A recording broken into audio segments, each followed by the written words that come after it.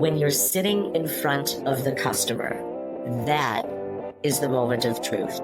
And everything you've done in the business, not just marketing, everything comes to roost when you are sitting in front of that customer. The Industrial Growth Institute podcast connects you with the big thinkers, makers, and subject matter experts across all aspects of an integrated B2B industrial revenue growth function.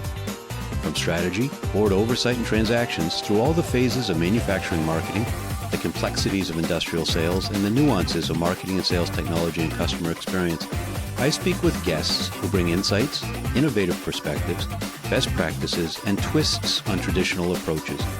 Each episode explores high-level thinking and in-the-weeds actionable tactics. If you enjoyed these discussions, then please help me out by liking and sharing the podcast, and especially by leaving a comment and giving a review. So with no further ado, let's jump into this episode.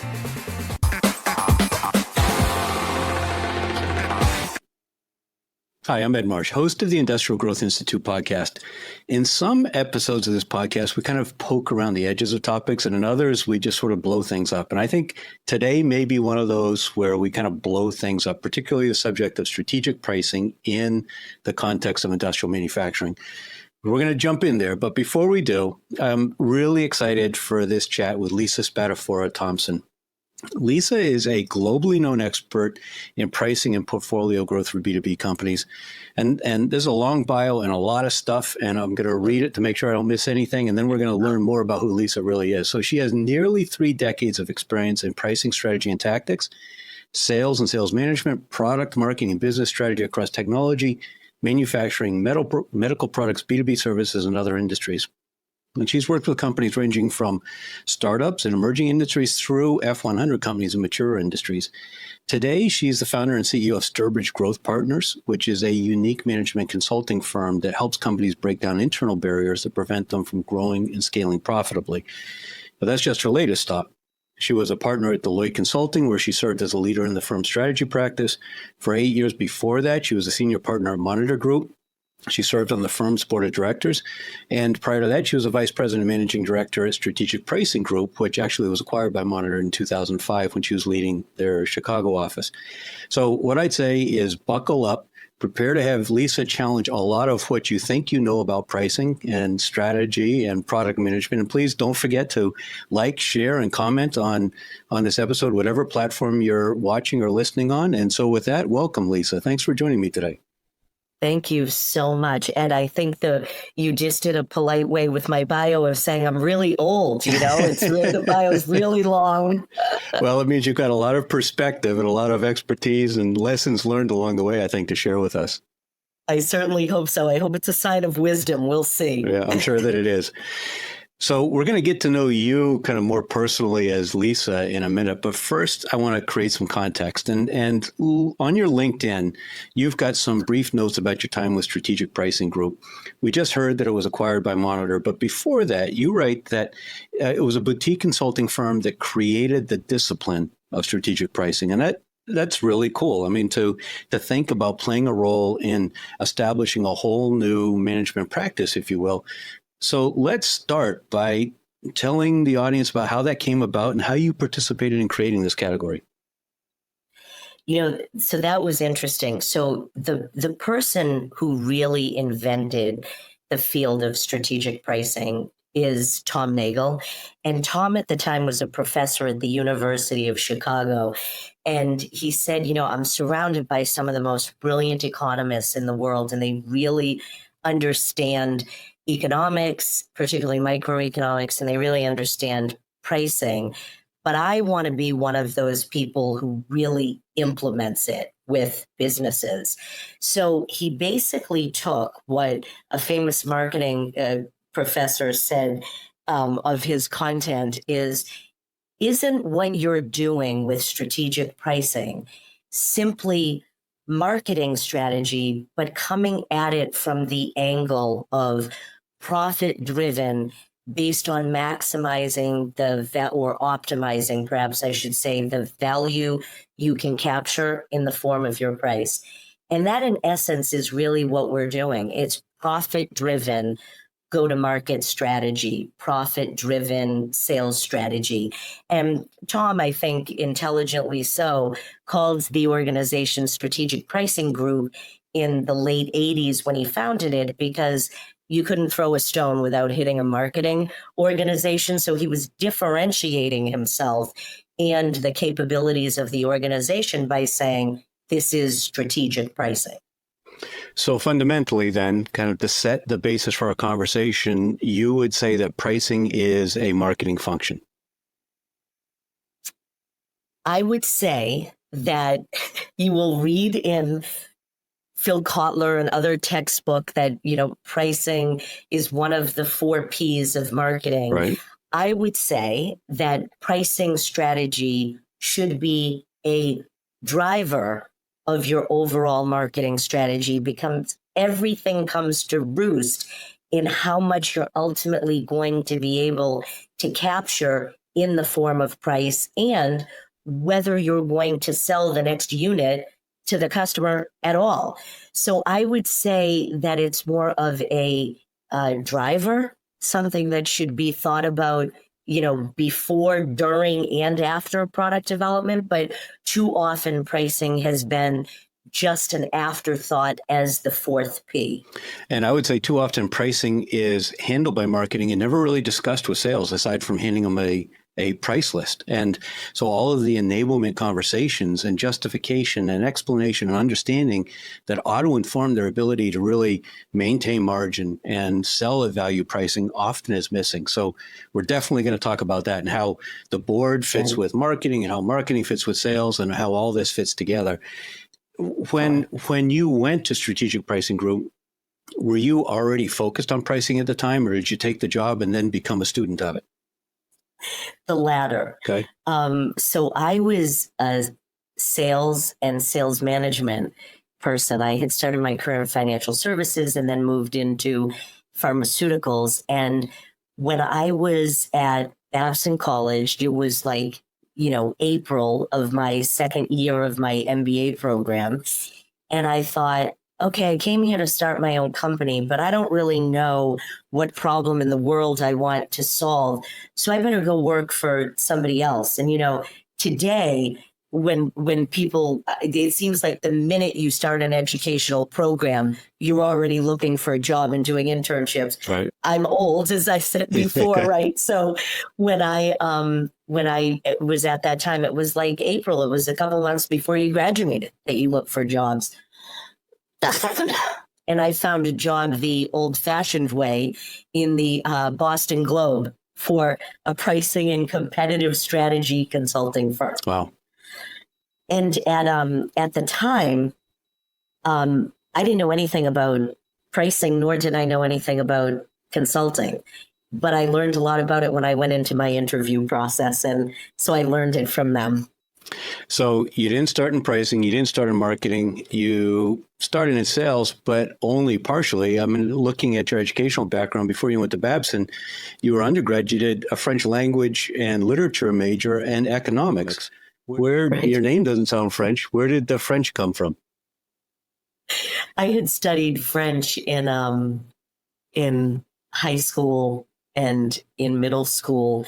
For some reason, middle school, French was the only language that I had access to other than English in the curriculum. And I just really enjoyed it. And I had thought once I went to college that I was at a liberal arts program, but I thought I really need to major in economics. And then the nun who ran the French department said to me, so I understand you're thinking you might not major in French literature. And I said, yeah, I feel like, and my parents feel like I need something practical when I get out. And she said, well, I'll give you something to think about. If you can major in economics if you want to, and you'll know a lot about economics and you'll learn about business, but you'll never know a damn thing about yourself. That's what she told me. So I ended up almost double majoring in both. With that sort of a piece of advice, I had to major in French literature, but I came close with a double in economics. Got it. And my sense from your career is that there's been a very strong international theme throughout your entire career, and I don't know if it spawned from that, but last time we spoke, I think you were just back from Spain, and I know you've already jumped into some entrepreneurial business communities there. So how did your international business interest develop, and how has that then pervaded your career since then? Well, when I first started in the business, we were working with mid-sized and very large companies, many of whom were operating internationally. So even if you were working with the US headquarters, you hopefully, you did a good job, and they would say, we have this problem in fill in the blank, Mexico, in Spain, in France, and then more and more in various Asian countries. So it started at a pretty early stage, and it's just expanded from there. And now I do a lot of advisory work on the continent of Africa as well. Certainly, if we talk about pricing, I know over the last 10 or 15 years, my sense, as large multinational organizations have harmonized their purchasing and there's information available on the internet, the question of pricing becomes trickier and trickier for companies that have very different markets that they have to price for, but then they've got buyers that are interested in the prices that are available in other places around the world. Yeah, it's interesting. More and more, for the reasons you said, people are becoming aware of their competitors' prices, even in situations where they're not, like some, highly complex industrial products where people are maybe a piece of a capital equipment that somebody might be making a lot of choices to customize that particular piece of equipment, and they have a service package that goes with it, and all those service packages can look different. It can be really hard to tell what somebody else is or isn't paying for something. But what makes that even more dangerous is that salespeople are then getting all of their information about competitive prices from purchasing agents, which are a lot larger and more sophisticated today than ever, as you said. Right. You mentioned Africa. What's got your interest and focus there? So I was invited to attend a conference of a group called the Harambiyans, which is a collection of about 300 or so African entrepreneurs who are highly, highly vetted. It's very selective. The founder of the organization loves to say that the acceptance rate is lower than it is at Harvard for their undergrad programs, and it is. And these are all really incredible entrepreneurs who have for-profit businesses. The ones that I work with are primarily business to business, and they are founded businesses to solve some of the problems that most plague the continent. So it might be super high youth unemployment rates, right, or access to capital for the average Kenyan or Nigerian, and having people get access to these incredible talent pools that exist on the continent of Africa. And so I coach a lot of them in terms of their pricing and growth strategies. Interesting. And is that typically done remotely, or are you spending a lot of time over there? It's majority remote. I have been to South Africa and been to Kenya, and I think my next visit will probably be Nicaragua, but for the most part, it's remote. Got it. We're both in the Boston area, and with your interest in African business, and you mentioned Harvard, you may be familiar with the Harvard Africa Business Conference that happens annually in February. I know of it, but I haven't actually been to that. You ought to go check it out. I think you'd find another crop of really inspiring, thoughtful entrepreneurs, and you find out about a lot of really interesting technology. Particularly, there's a lot of technology stuff happening, particularly in Nigeria. But a lot of the online banking tools, the phone-based banking tools that we use, I think originally were developed in many cases in Africa, where people don't have bank accounts. Their phone represents their bank account, basically. Exactly. Exactly. I'm going to check that out. I wouldn't be surprised if there isn't a lot of overlap Probably, yeah. between the organizations. Yeah. So with a lot of travel over the years, what's your favorite place to visit? Valencia, Spain. Which is where you were just a few weeks ago, I think, right? Yeah. My daughter has been living there and doing an internship in the real estate space. And my son actually also is doing a semester abroad in Spain. He's almost done. He was in Madrid, just an hour or two away. But Valencia has a very special place in our hearts because we lived there for a summer when my kids were younger, because my son participated in a soccer academy I see. there. So we said, oh, we have the flexibility. Let's go with them and work from Valencia. And it reminds me a lot of Boston, which is one of the things I love about it. It's a similar size.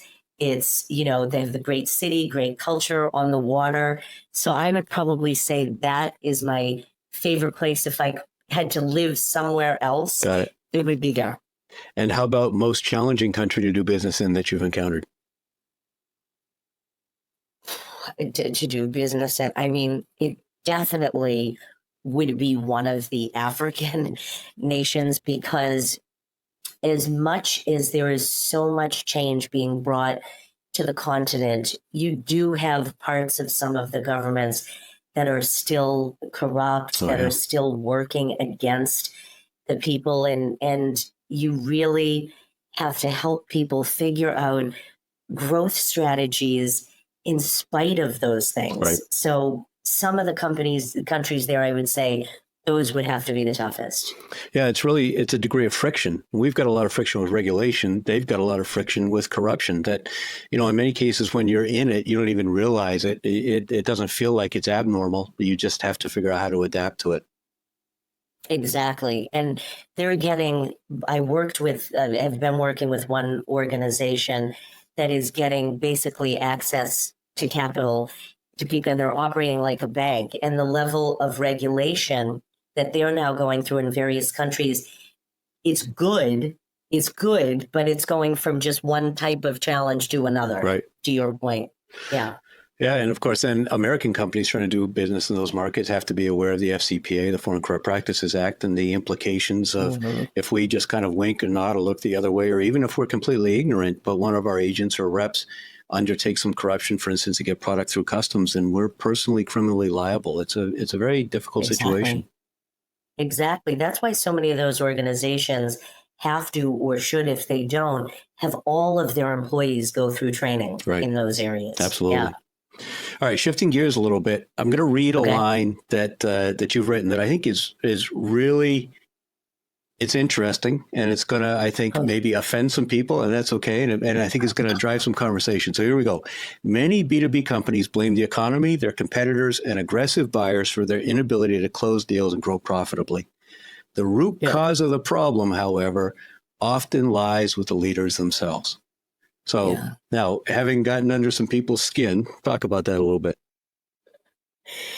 I realized when I was probably about 10 years into my career that while I had spent a lot of time commiserating with clients about, what they were experiencing, I got to a point where I was sort of confident enough in what I did in my area of expertise to say, you do realize that every company is dealing with aggressive competitors. Every company has high cost to serve some customers that are much higher than other customers. If you're operating in the US, for example, and the economy is in a downturn, you realize all your US competitors are experiencing that same downturn, right? So the issue becomes how we operate to overcome those things. And leaders can, unfortunately, on occasion, spend too much time railing against the procurement departments of their customers or what their competitors are doing. Why are they so stupid? Why don't they know they should be, pricing this way or that way? When a lot of it is, do we really want to grow and do it profitably? And if we do, let's look at the things that we have control over. Right. I have that conversation about sales all the time. There's just such a propensity to make excuses and to blame external factors. And I think the Army beat into me that at the end of the day, none of that matters. It's up to us to figure out how to get it done. And that's not a pleasant pill to swallow in many cases. And there seems to be, I would say, a deterioration in accountability across business in general. Have you sensed that or not?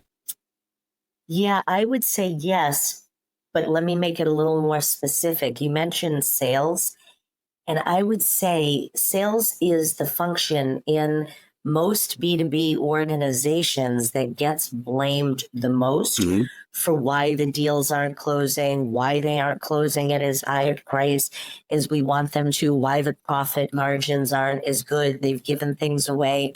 And maybe this is just me because I started my career in sales. So I'm, you can take the girl out of sales, but you can't take the sales out of the girl.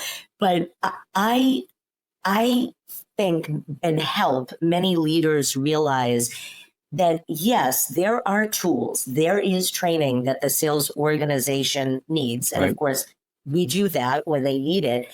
However, there are several things leading up to the point that make sure you're going to sit with someone to either build a relationship or negotiate. And many of the other functions of the organization have not given the salespeople what they need to be successful in those negotiations. So in many cases, they probably don't even know what they should be giving the sales team. Exactly. And that's what we help them with. Got it. All right. So obviously we're going to jump into pricing. We've been teasing at it, and that's one of the primary topics. But first, let's talk a little bit about product management. When I look at middle market industrial manufacturing companies, particularly in the capital equipment space where I spend a fair amount of time, it feels like that's an area with a huge potential for improvement. What makes a great product manager? I think a great product manager has got to understand directly from the CEO, what are the goals of this organization and how do you see them tying to this particular product that either we're just launching or that we have in the market? What do you believe good looks like? Is it we have to drive share at all costs with this particular product because of what's coming next, what's coming down the pipeline, and we believe we're going to get an installed base? That is a strategy that is overutilized too frequently. Everybody harkens back to the Microsoft, originally the Microsoft strategy with the operating system. But for most businesses, that isn't how they're going to win. But really understanding that the goal of any for-profit business and industrial manufacturing is not exempt from that. Right. Your goal, aside from whatever your overall mission is for whatever problems you exist to solve, your goal is to maximize the total contribution dollars that you bring into the company through that product for which you're the manager. And what do I mean by that? That it's not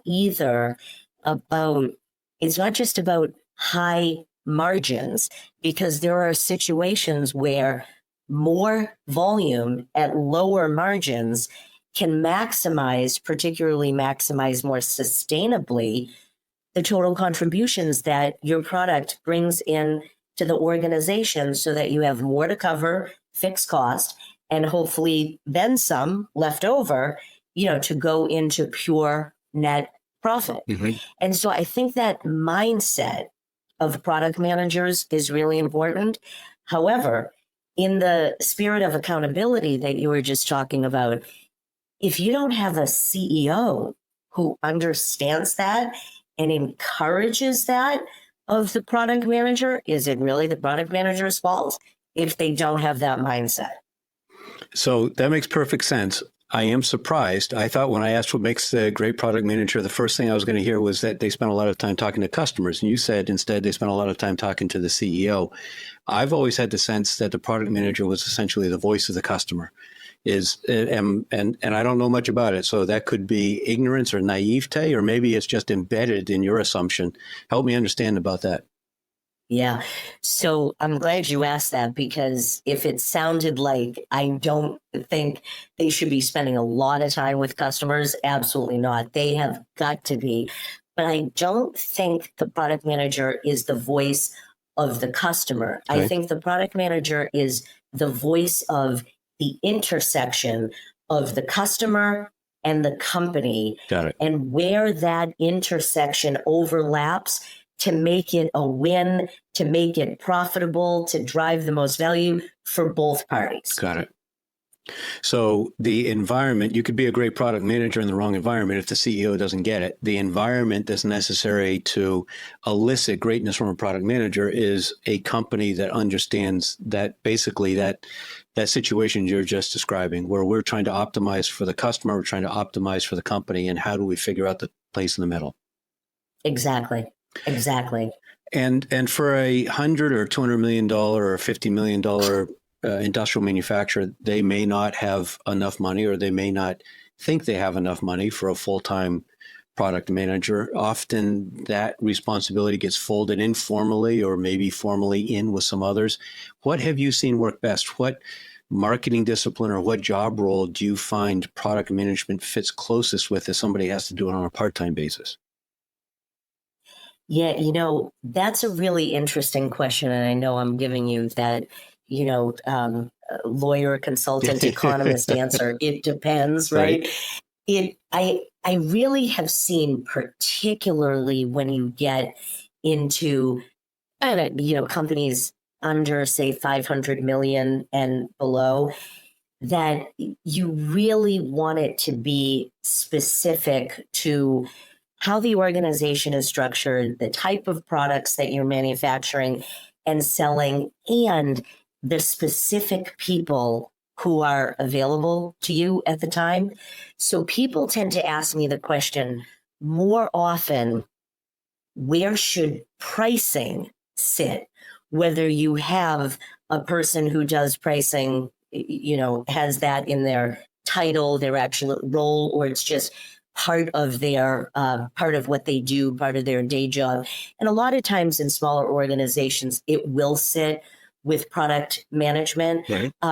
In some of the organizations that are like $50 or $100 million, it's sitting with engineering, right? In industrial firms, the engineering folks are doing the product development, the product management. They're going back to get MBAs after they've gotten, their civil engineering or industrial engineering degree. And so they have product and pricing sitting underneath them. But I have seen pricing be successful and be a disaster under finance leadership, under sales leadership, under marketing leadership. And I would say, every organization is not going to be able to do this, but I've had some clients for whom the CEO felt it was such an important function that the pricing function was reporting directly to her or him. And that's rare today. That's rare. And honestly, now I'll make, first I made your audience cringe. Now I'll make with the barriers point, but now I'll make my colleagues cringe. I don't really believe pricing needs to be its own function in most organizations. I just believe that you need to have the right function and the right person within that function for your organization leading it. And it has to be somebody who has those product management skills. Like, they know the customer, they talk regularly to the customer, they understand the products, they can understand the company and the environment in which it operates, Right. the competitors, they get financials. It's a real cross-functional role. Now, obviously, you consult with companies on that. Do you operate fractionally? Can you help them identify and hire the right person? Can you take somebody that they have and train them to do that? What ways do you work with companies on filling that role? Yeah, so I'll start with your last thing. You asked earlier about Strategic Pricing Group, the organization that Tom Nagel founded. He started that organization not as a consulting one, but as a training one.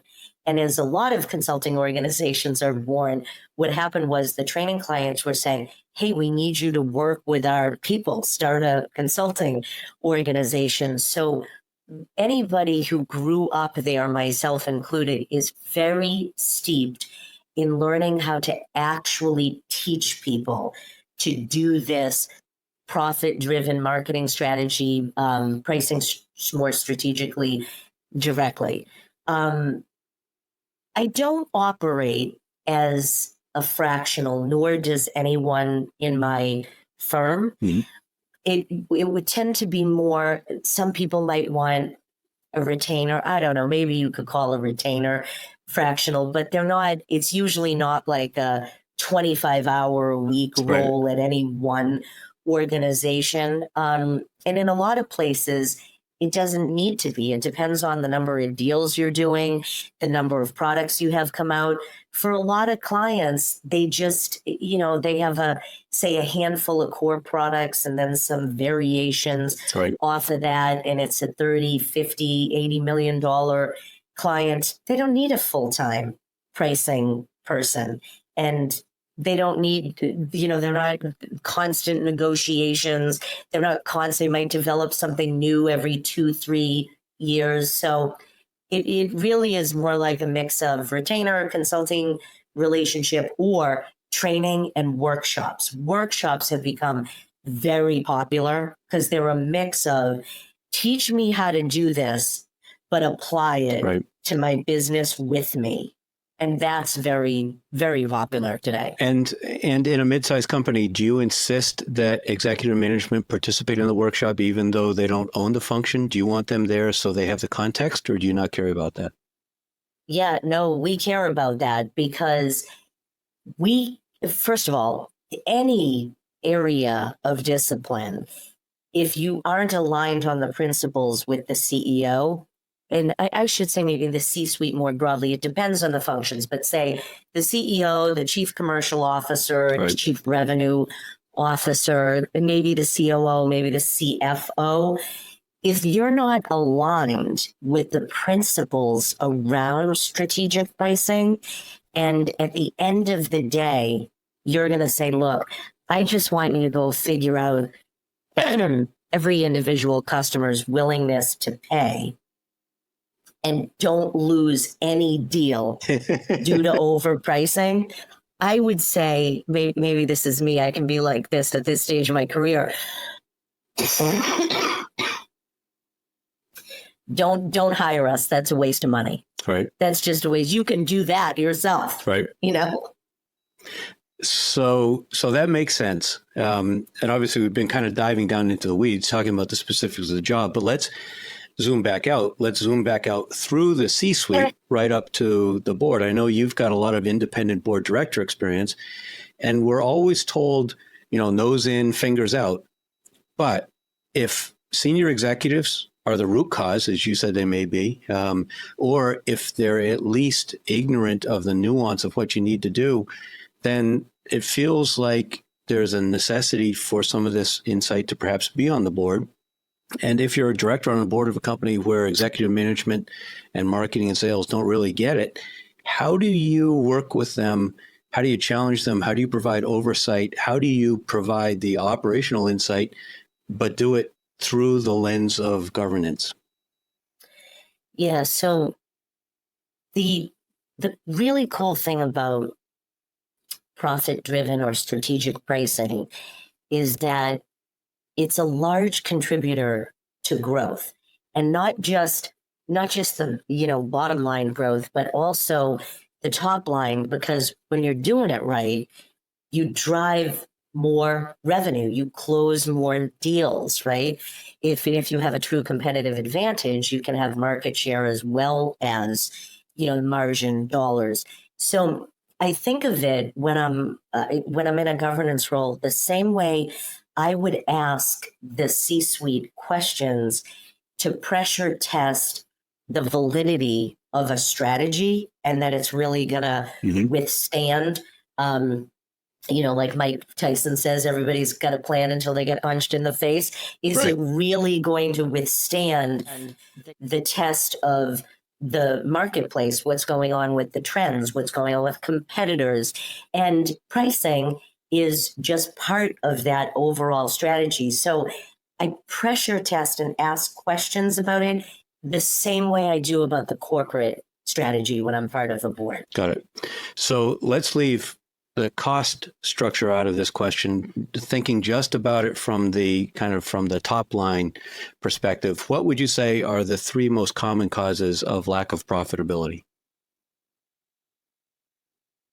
Okay, that's a really good one, because when you can't really think about costs, one, not understanding the value Okay. that you offer, like the true economic value of your offering above and beyond the next best competitor that you have. That's probably number one. Okay. Related to that, I mean, these are all somewhat intertwined, but related to that is there are companies who over-engineer things. Like somebody's built a Ferrari and they want to sell it to a segment that is only interested in paying for a Toyota Camry. Right. If they literally don't have the budget for a Ferrari, it's not a negotiating tactic. Right. You've really overbuilt this. The third one I would say is lack of a discounting strategy. And that's something that people also like. What is a discounting strategy? I mean, as a pricing person, aren't you going to tell us that we shouldn't be discounting? Absolutely not. Discounting is part of a negotiation in B2B markets, especially in the industrial market space. How can you get away with it even if you have a product that is really differentiated? Discounting always rears its ugly head. So there's nothing bad about discounting. What's bad is that most companies don't have policies thought about beforehand so that the salespeople have in their toolbox things where they could say, oh, I thought you wanted the parts to come within 2 days every time they delivered, but every time we deliver, but you're saying you can't pay 10 and you want to pay 8. Well, I don't just go down to 9. What I say is we have an $8 offering. The parts come in 7 days, not in 2 days, right, or et cetera. And so I would say that a lack of a discount strategy is also the way that we become unprofitable. Got it. Either because you walk away from a deal that you could have closed if you gave a good reason, like something the customer had to do or give up to get a lower price. So where, we either lost the deal or we closed it at a much lower price than we needed to. I worked with a sales team one time that had a field built into, I think it was Microsoft Dynamics, when they created an opportunity, a qualified, quote unquote, qualified opportunity in Dynamics. One of the properties they completed was the expected discount they thought they were going to have to offer in order to get the deal. So before they had even begun the sales process, basically, they opened the opportunity. They're already predicting the discount. So what do you think happened? Yeah, I've got a similar one. I was working with a distributor of various types of equipment, and they had no idea that this was true until one of our consultants went into this, like hundreds and hundreds of pages of script for people who, when they would call over the phone and ask for a discount, they would have the rep ask them what they were quoted and then just immediately go 1% underneath. Wow. So you take what you say, and that's bad enough, just giving a lower discount. But now in there, you have a built-in, systematized way that you're starting price wars in your industry. Wow. And they've done the hard work. If they had only worked on the scripts and the training to do the opposite, they could have been in so much better position. They were so close, but then it's the mindset, I guess, that goes back to the senior leadership sometimes being the problem. So you've identified those three issues. Now, if somebody's saying, I don't think that's us, but how would I know? Do you have any tips on kind of what KPIs or anecdotal sort of information they would look for that would help them say, well, you know what? I guess maybe what she's describing is a problem for us.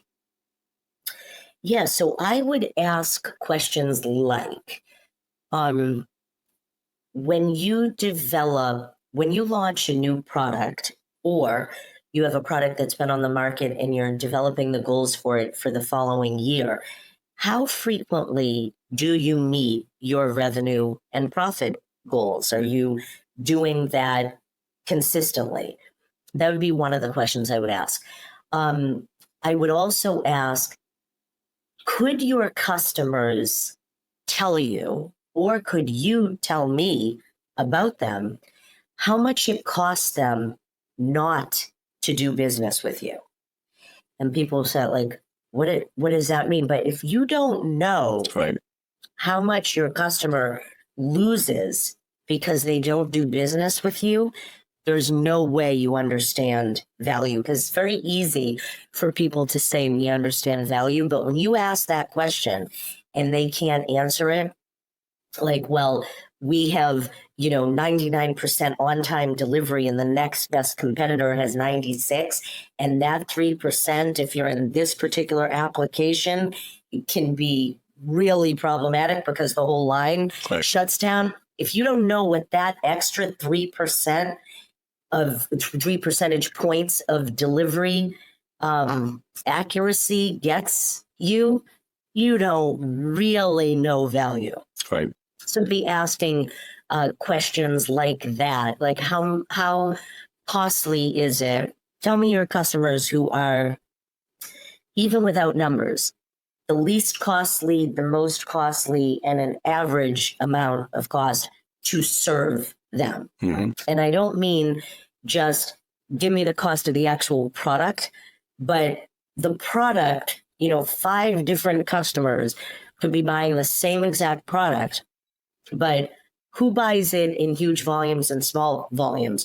Who breaks into the line 25 times before you get the product out the door? Right. Who's eating up all your technical and engineering resources and who's not using them at all? Right. So typically when you get down to questions like that, a lot of companies won't be able to answer those. But I'll tell you, who's the absolute best at it. The smaller the company, the better they are, generally speaking. And do you think in those cases... Because there's one P&L. Is it documented or is it gut feeling in those small companies? Oh, well, it could be that it's just the... say it's a $10 million company and has the founder, owner kind of company, and he or she just they just know. I mean, sometimes it's documented, but sometimes it's just, those guys are costly. We're charging them more. And there's only one P&L and it all comes up to that founder, owner. Right. And they can see all these different pieces, but the bigger we get, we need hierarchy and bureaucracy so that the level of complexity doesn't cave in on itself. But I had a client that was a multi-billion-dollar company who said, Lisa, the bottom line is, as we get bigger, we get dumb, right? And it was around this exact topic that we were talking about. You've got this person owns revenue.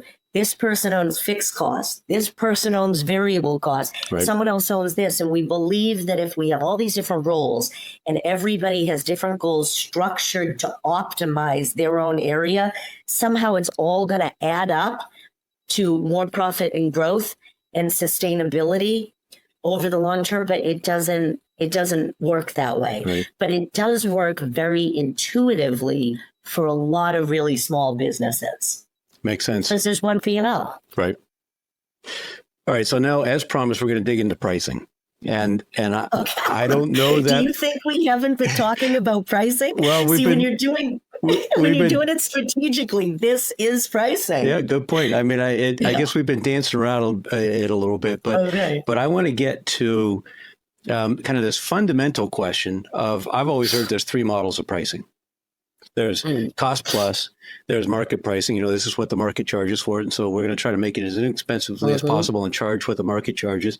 And then there's some form of value pricing. You've been talking a lot about value, but I think at one point you mentioned to me there's actually a fourth, and you may break it down different ways. So tell us about different pricing models. Yeah. So you're asking about pricing level, right? But all of these other things we've been talking about, and I know you know this, I was teasing you, it's all about pricing. So why I call it strategic pricing is because it is about customers. It is about costs. It is about what your competitors are doing. And it is about the broader macroeconomic environment and about technological and other trends that are taking place, whether it's AI or issues related to sustainability. In strategic pricing, all four of those things matter. You don't make a choice between one or the other. They all matter. And we ask very different questions about each of those things than many organizations ask. For example, a lot of organizations, if they're doing this customer-driven pricing, it's all about going out, negotiating, or even before we negotiate, doing surveys where we're asking customers what they're willing to pay. Now, that could work if customers, A, always know what they should be willing to pay. Sometimes they don't know. Like, let's say we came out with a new product and it's new to the market and it's a new market, right? They don't necessarily know. And even when they do know, if there's a procurement group involved, are they inclined to tell us how much they really think the thing is worth? So when it comes to the customer question, we think about customer pricing too, but what we say is, what is the economic value beyond their next best alternative? And given factors that are likely to affect their price sensitivity, how much should I be able to convince this segment of customers to pay? Okay. And then you might say about costs, a lot of companies will say, well, how much does it cost us to make that? Okay, well, we want a 15% margin. So let's understand our costs and then tack 15% on top of it. What you really want to say about costs is, for that particular segment I want to serve, given what I just said, I should be able to convince them to pay, how much cost can I afford to incur in serving them and still make a profit? That's fair and left over at the end. And in some places, it might be a huge segment with lots of volume, and they do need lower prices because budgets are different, but it might be worth going after. And from the competitive perspective, a little twist on that one as well. Not how do I have to price to beat out the competitor, or I want to be just a little above the competitor, or just a little bit below. But with competitor, we say, look, given our capabilities, our costs, our constraints, the value we can deliver, and what the competitors can and can't do, where do we have competitive advantages? And in which segments should I be winning those things all day long and at a higher price? Right. Potentially. Now, sometimes part of your advantage is a lower price. So we take those and we think about the things that are going on from a macro perspective, and all of those are part of strategic pricing. That's why I no longer call it value-based pricing, because people think that value-based pricing is just about getting a premium for something. But it's really strategic pricing, because there were times when you shouldn't get a premium. Right. You don't deserve to get a premium. Or if you choose not to have a premium, you unlock a whole market for yourself that's very profitable. Yeah, and I guess then there's questions about, do you create a different brand to go after some of those, depending on the situation.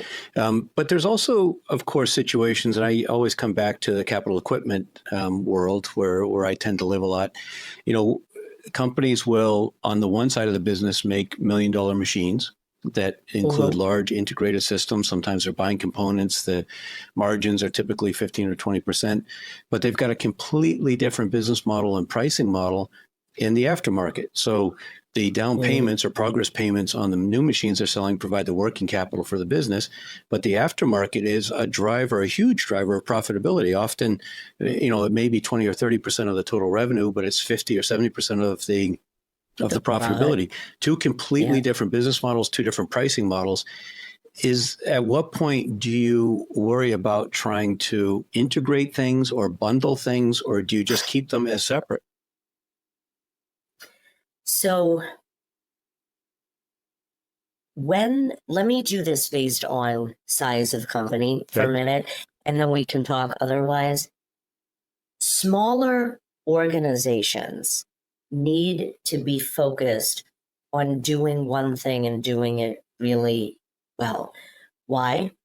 Because they can't compete with the breadth of resources that the larger organizations are going to have. On the other end of the spectrum, the larger organizations will often find that thing they do really well, that when they launched it, sold like hotcakes, but now other people have knocked it off. And they're only going to get like 30% of the market that needs that serious differentiation. So, like the example that you gave, they need different offerings, which almost equate to different business models within the same organization. Right. So the bigger you get, trying to integrate is not actually the right thing. Making sure there is knowledge of one area versus another, but you talked about an organization that, you know, do you have to have a separate model for doing something? And I worked with a company that did valves for commercial air, like HVAC and commercial stuff. And they went to market very effectively after, you know, we put the right strategy in place with a valve that was going through the same channel of distribution that was literally more commoditized. You could get the same thing from China, but it mimicked what you got from China in that you couldn't get it fast. You couldn't get it fast. There was no support that went with it. There were no training materials because this thing's a commodity, right? Everybody knows what it is. But that same business had the valves were often bundled with other products, came with a level of training and a certain number of hours from the product leads each week. You could get that particular valve always within a very short time frame. So when you think about that, they haven't integrated anything there. They're really operating two different types of models. And if you want to sell to a complete market that has all different segments and different varying levels of price sensitivity and need for your differentiation, varying levels of that, you don't integrate. You have to operate separately. And how about a situation where increasingly companies are talking about partnerships? You know, it was well established in the software space. I think something like 95% of Microsoft's B2B business is sold through resellers or value-added resellers, or whatever they're calling them. And that sort of partnership mentality seems to be growing. to some extent, that exists through sales channel, but companies are also looking at partnerships with adjacent technologies.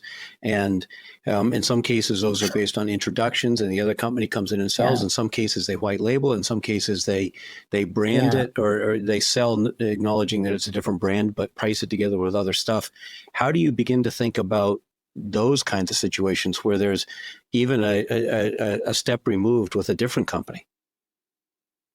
Yeah. So how do you think about them as it relates to pricing Right. or? Yeah. Yeah.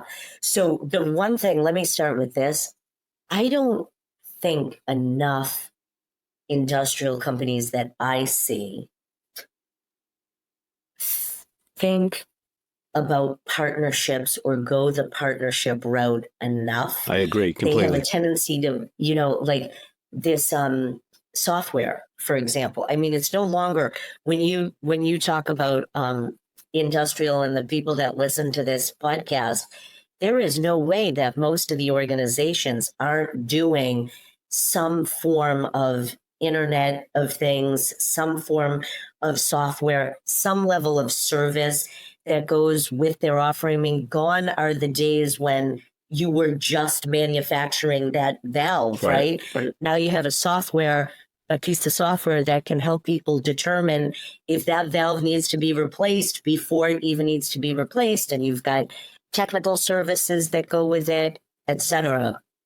So that's something I think that a lot of manufacturing firms are not doing enough of is partnerships. And so how the pricing works with the partnerships vary depending upon the type of partnership it is. So you get like some of these organizations that are really large and are truly just box movers for your product. Well, they're not trying necessarily to get the highest prices. They don't provide a certain level of service that their customers are paying them for. So the question is it more profitable for me to just have them, in essence, do the distribution and move the boxes around? And in that scenario, you have to ask, do I have the kind of brand power in the market where I can sign the deals with the customer and get the pull from those distributors, and they act as a partner to me just because it's less costly to move through them. But then you get other partners who are really value-added partners. They're adding services above and beyond. So they're not only saving you costs, but they're enabling you to collectively charge higher prices, for example, to the customer because of everything that's going along with it. And you have to serve them in that higher value, higher cost to serve way because of how they're going to market. But then they can get the price points for it. Sometimes you have to help them. I mean, I have done a lot of work with clients where we have to train their sales organizations, and we also have to train their dealer and their distributor organizations. Right. Yeah, that's a whole nother topic. Partner relationship management and learning systems and expectations and the ideal partner profile. And how do you find companies that really are aligned philosophically and want to invest in having their people trained versus just have you send them line cards or whatever they think about. That's fascinating. You've talked in such great detail about the thinking and research that has to go into pricing kind of from the perspective of the marketing or product function, but sales has to execute this. And it feels like there's an important bit of middleware between the thinking and establishment of the prices and then handing a book to salespeople and sending them out to the field. How do you involve sales enough in the thinking and context to arm them with the understanding of how to go out and then, sell at the prices that you've established? We ensure that sales people, sales managers, and the senior vice president of sales or senior vice president of sales and marketing all have a role in every strategy that we're developing. So not like one of them. It's not just here's this token salesperson who's on the team, but we want like on the ground sales, the person who's doing the negotiating at the national level and the most senior person in sales. Typically, because sales is, if they do their jobs well, they're with customers a lot. They're not sitting around in corporate in meetings all day long. So we often have to have two people at the manager level, at the sales level, either from different regions to get that representation or for different product lines. But it's also because if, the number one thing, if somebody can't, the CEO can't join a meeting, if she needs to go meet with her board, that comes first. And the salespeople can't join a meeting if they have to go meet with a customer. So that's why we often have a couple of them in each of those roles, depending upon how large and complicated the strategy is at every step along the way. So they're also learning the functions that other people play in their constraints and the hurdles that they're trying to overcome. So there's heavy involvement from sales because it doesn't work otherwise. And that's why what we hand the salespeople, they have created with us, and they help teach other people how to do it. So you typically want sales leaders who are strong and have the respect of the rest of the sales organization so you can co-teach it. Makes sense. So they participate in creating it and then they go back and evangelize it and teach it to their salespeople. Exactly. Okay. For the last couple of years, it seems like so much of pricing discussions has been just based on supply chain and inflation and rising labor costs and difficulty accessing components and materials. A lot of companies' conversations about pricing has just been about how to get increases through, when to push them through, how to get them through, how to get them to stick. And it feels like that ends up shortchanging the pricing conversation, but it still has to happen. How do you advise companies to handle that? Yeah, I mean, it's just reality. It's something they have to deal with. And we, in the recent past, of course, we've seen inflation levels that unless you were alive and working in the 1970s, where, I was born in 69, so I was there, but I didn't know anything about the inflation rate at that time. If you aren't like, in your 70s probably and understand what went on, then you've never seen inflation like this in your lifetime. And there are some organizations where they're constantly just negotiating to either keep prices where they are or have them go as low amount down as they possibly can. Right. And all of a sudden, they had to go to places and justify increases. Now, we were talking to our clients when we were in the pandemic, and the president announced the first stimulus package. We did a webinar and said to, I don't know, there were probably a few hundred people. We did it a couple times. There were probably a few hundred people who joined. And we said, you have to start building inflation escalation clauses into your contracts now. And I had clients who I worked with for years that were, sending me chats in the chat room in the webinar and saying, are you kidding me? What are you talking about? It's like, how do you think we're going to pay for this giant stimulus that we put out there? We're going to experience serious inflation. Right. Most companies did not get ready for that. And even when they had to take increases, they were spending so much time wringing their hands, and our salespeople have never taken increases. It's like, look, now we're in a point where if you don't take it soon, you may have just missed the entire boat and the ability to take it. And finally, it was just a no-brainer. And when a lot of times when salespeople went to the customer, followed by a very well-worded letter that came from like the CFO, for example, of the company, explaining what was going on with costs, why they needed to do what they needed to do, they accepted it. But where a lot of people got stuck is that they weren't ready still with changes in contracts to acknowledge that if you're going to live by the sword, you're going to die by the sword. If you're trying to get increases when the cost of some particular raw material or commodity goes up, the customers are going to turn to you when it goes back down too. Right. And that's why cost needs to be just one piece of this overall profile of how we do business. But at the end of the day, the very direct answer to your question is, it's just reality, and people were experiencing just costs of being in business that everybody has to say, look, all the customers in the marketplace just have to take this. Right. Because half of us will be out of business. Right. If you don't. Right. So we can't have a conversation these days without touching on AI. Have you seen any interesting applications of AI in pricing strategy? So I would say not. Well, let me say this, because I don't do anything in business to consumer. Mm-hmm. And I do think in the B2C space, there have been some very interesting applications of AI.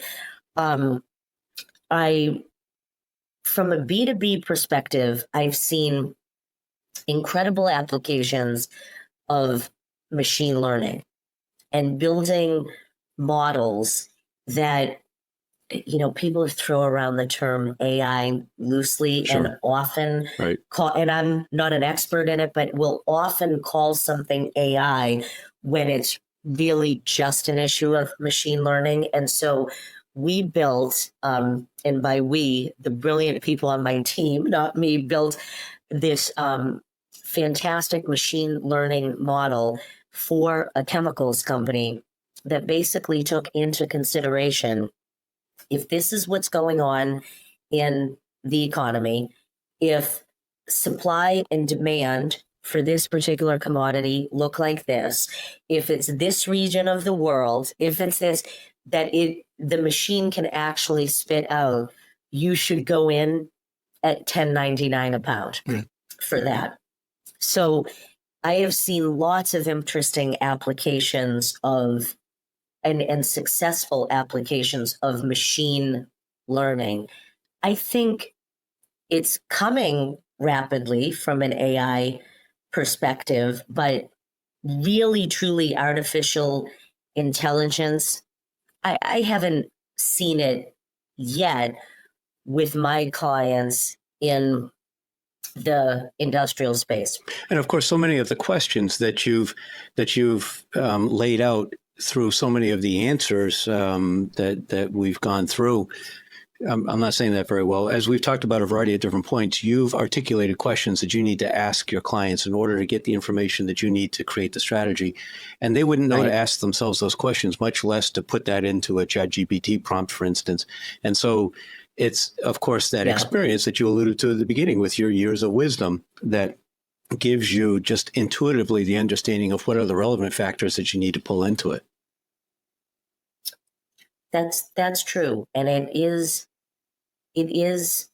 an art and part science to really be able to ask insightful questions that will take you down a very different path to the real truth, so to speak, if you will. Right. Shifting gears a little bit, I know you're active or have been on a couple different boards at Babson, and you volunteer in some other areas that are important to you. I know Boston Youth Empowerment. I see it on your social media. I see it in your profile. Tell me about the nonprofit stuff that's important to you that you work on. Yeah, so anything related to youth and fostering education has always been important to me. And that, can naturally take you to higher ed. So I am on the board of trustees at Regis College and then the college advisory board at Babson. As you said, in the last several years, I have felt and had more of a pull. I really do have this, I try to spend a lot of time in silence and meditating and hearing where the universe is trying to pull me. And I have felt this large pull toward not only the continent of Africa, as we've talked about, but then specifically the inner city of Boston, with people who are experiencing homelessness or were drug addicted, alcohol addicted, and trying to get into recovery and find a house, find a job, and not just any job, because you can't flip burgers at McDonald's and afford to live in the South End in Boston, right? It's an expensive part of the city. I mean, Roxbury, Mattapan, Dorchester, places that were always the least expensive to live.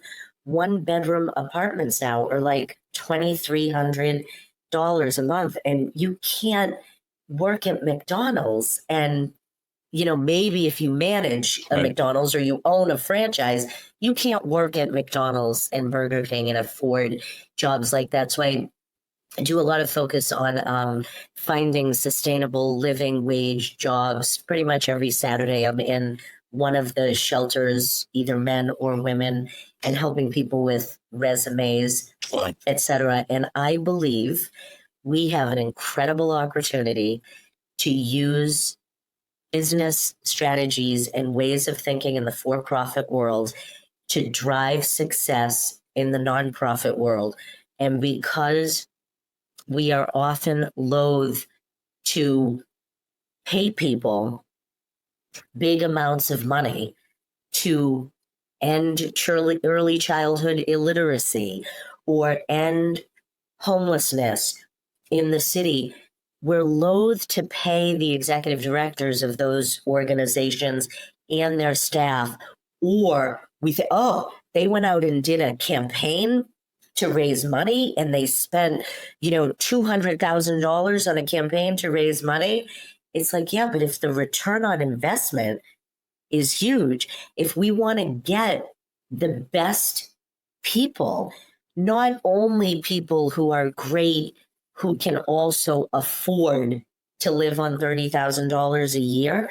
But if we want to solve homelessness in Boston, yeah, I'll pay that CEO at that nonprofit $1 million a year to figure out how to do that. If she or he can bring a great team to the forefront. So that's the kind of work I'm focused on right now. And especially within that, working with men of color who are returned from prison, trying to manage all those things, stay in recovery, and just change their lives around and become the fathers and the husbands and the citizens that they know they can be. That's wonderful. So between running your team and working with clients and spending Saturdays in the inner city working on that stuff, what do you do Sunday? Just sleep, or do you get somewhere you burn off some stress? No, Sunday I'm at church, and then I'm with some of the other nonprofits. Well, part of what enables this is my kids are now adults. They're 19 and 22, right? So I'm not driving people to soccer practice anymore, changing diapers. Lots of time with family and friends. My husband and I love to entertain. And we frequently, on Sundays, I'm always having some Sunday dinner with family and friends, nice. Or, doing some nonprofit work. And obviously travel is a passion. Where are you planning on traveling next, just for entertainment or education? Yeah, so for the next big entertainment thing, we do a lot of travel with our kids and our, in particular, one niece and nephew who are married. And our next big trip is going to be Japan. Interesting. So I'm really excited for that. Cool. When are you headed over there? It's going to be the spring of 2025. So you got some time to plan. So about a year from now. Like I have I won't lie and say I don't have lots of travel planned between now and then, but I thought you'd like to hear my big one. Cool. Interesting. So you obviously participated in kind of, we'll call it writing the book on pricing, at least figuratively. So where do you turn now when you want new information on these pricing topics? What podcasts or blogs or thought leaders do you follow on LinkedIn or YouTube channels do you watch? Where do you find interesting additional incremental insight that you value? Yeah, that's a great question. So there is nothing new under the sun as it relates to the principles of strategic pricing. Okay. It's just the vast majority of the business world is still not implementing 3/4 of them. Well, you in described a their very complex organizations. process. So, I mean, it's going to take time for everyone to get caught up on what you're talking about. Exactly. And industrials, I hate saying this, but I do love it because I love working in manufacturing. That industry, we're among the worst in that Right. industry.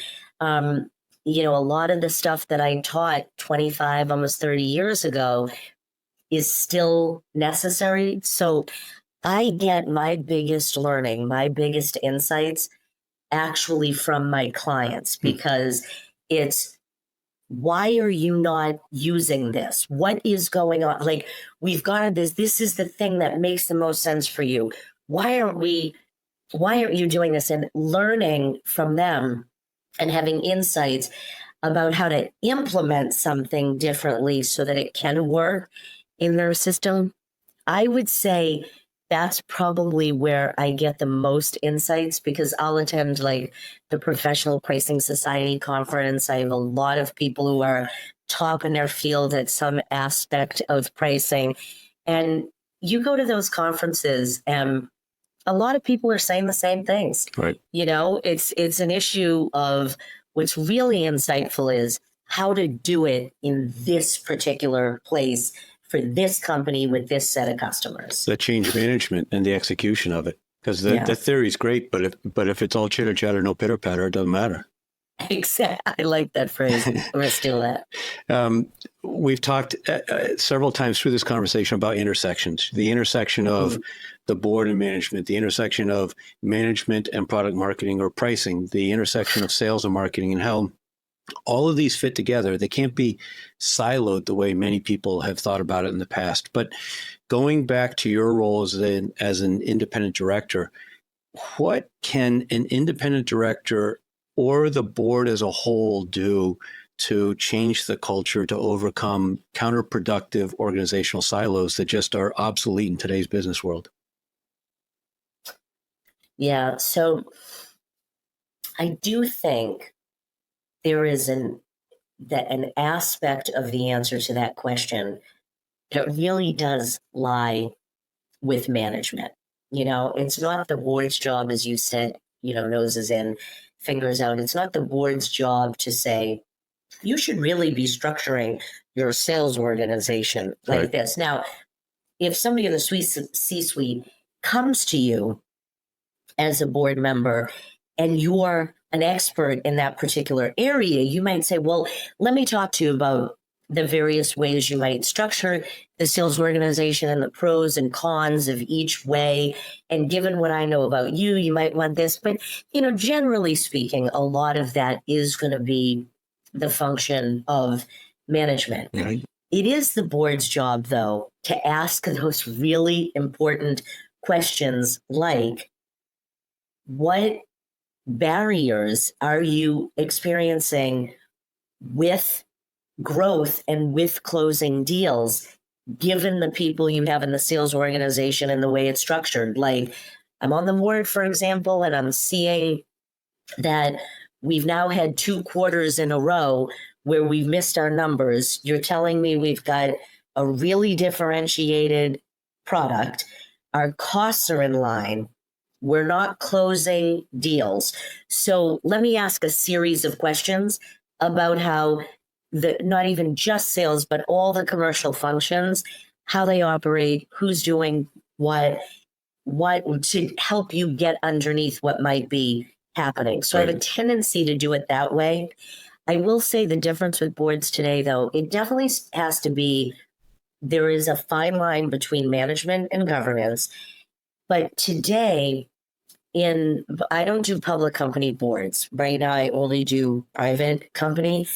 And it's not that there's less of a line between management and governance. We all still know what management is versus good governance. But there is an expectation, more than there used to be, that board members will not just ask good questions, but provide really impactful advice and talk to the CEO outside of the board meeting and say, let's go a little bit deeper on that topic, because that is, I've had experience doing that like 5 different times.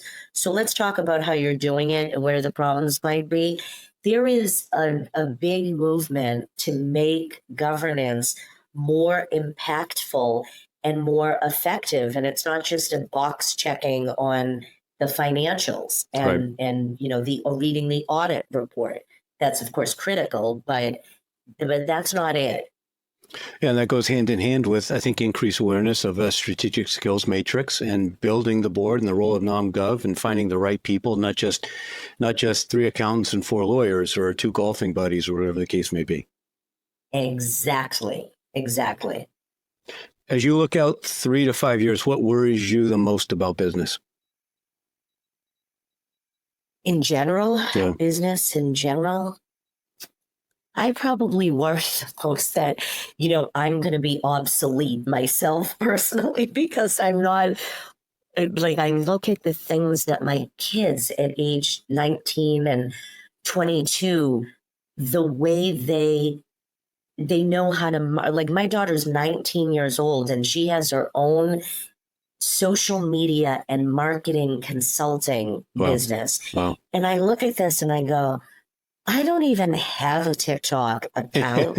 I have no idea how to do this stuff. And I do say, okay, 5 years from now, I think I'm really going to be obsolete, but I sleep at night and take comfort in the fact that I have offspring who will be great at that. And when I'm retired, if I need some money, they'll be able to support me. All right. So the flip side of that then is, what do you think is the most exciting opportunity for business as they look out, and how should they be positioning themselves for it? Perhaps your answer is going to be TikTok based on what you just said, but I don't know. No, I think one of the things that's really exciting for business is the way we are all saying capitalism not only works, capitalism is a good thing, but when it has run amok and it's become an equal sign for maximizing shareholder returns at all costs, I think we have people on both sides of the political aisle, if you will, saying that's not good. When you think about the original intention of capitalism and creating wealth and creating jobs and doing well by our communities and the people in them, I do see that as the most exciting, and I'm most hopeful that we can get to that place where we get the best of capitalism ahead of us. That's part of the reason I believe so strongly in helping industrial manufacturers, because if you look at the good paying jobs, those companies that form the anchors of a community, that weave this fabric of society, so much of it is industrial manufacturing. And if we can help companies that are world-class manufacturers become world-class marketing and sales organizations, they'll be unstoppable. Amen. All right, folks, I know after listening to this, they're definitely going to want to learn more. So they might be coming at you from 2 different angles. Generally, if people just want to connect with you and learn more about consulting, how do they do that? And secondly, I think you've got a spot for 1 or 2 more board seats on your portfolio right now. And so as an independent director, what kinds of companies are you the best fit for, and how should they reach out to you? Oh, that's fantastic. So probably the easiest thing to say is my LinkedIn profile. Okay. And if you put in Lisa Spadafora Thompson, my whole name, I think I'm the only one. If you put in Lisa Thompson, you never find me. I'll drop it in the show notes. What's that? I'll drop it in the show notes for people. Oh, that's perfect. Yeah, that's probably the best way. I never used to be on any form of social or professional media, but now I have to be on LinkedIn a lot now for a number of different reasons. That would be the best way. Do you pay your daughter for her consulting that helps you get on LinkedIn? And she already told me, Mom, when I come home from my job in Spain, I'm going to set up a YouTube channel for you. And I said, are you going to keep it all up to date? Because I don't know how to do any of that. So, yeah, that's exactly what she's going to do. And as far as boards go, it's if you need somebody who's an industry expert, like knows more about a particular industry than we do. That's not me. I'm sort of industry agnostic, although all business to business, lots of manufacturing, lots of technology and medical products and B2B services. But people who need me on their boards are organizations who either have never had a governance function before and they realize they need a governance function and they need to start it from the ground up, but often taking baby steps, and or companies that have had a governance function, but it hasn't been impactful. And it really needs to go to the next level because companies, when they have good governance, especially privately held companies, when you have good governance, that should help you dramatically advance your growth and profit and overall goals. Absolutely. So if you have lousy governance, you think you have lousy governance or no governance, those are usually the companies that call me. Got it. Okay. And so companies with that interest should reach out to you via LinkedIn as well. Absolutely. I'd love to chat with them. Good. This has been fabulous. Wrap it up for us. 2 minutes on kind of encapsulated wisdom on how industrial manufacturers, or at least B2B companies, should view and execute pricing and product management. Should view it. Say that last bit again. Should view and execute pricing and product management. Okay. Good question. I'm trying to say something different than what I've than things that I've just boil it all down into a couple sentences for us. There's been so much. Into one thing. This famous academic, famous marketer, Ray Corey, said, pricing is the moment of truth. All of marketing comes to rest in the pricing decision. I guess I would say when you're sitting in front of the customer, that is the moment of truth. And everything you've done in the business, not just marketing, everything you've done as it relates to the products you've developed, the costs that you incur to bring them to market, the way you've priced, everything comes to roost when you are sitting in front of that customer and you can make that sale or not at the price you want to or not.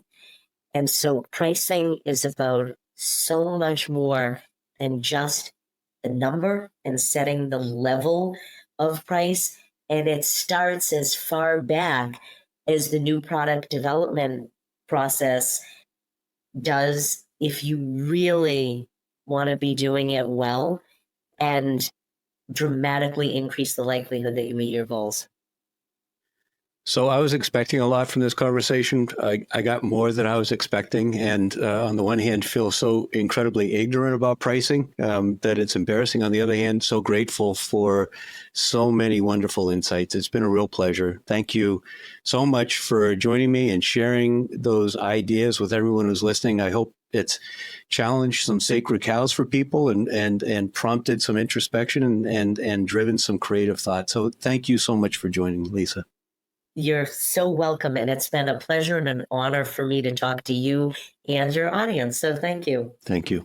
So for everyone listening and watching, don't forget, you got to hit the bell. You got to like this. You got to share it. And this wisdom needs to reach people. So make sure that you offer a review, drop the link, share the link with people who you know will want to hear this. And by all means, please reach out to Lisa for more of her insight. You'll find her LinkedIn and website information in the show notes. Thanks very much.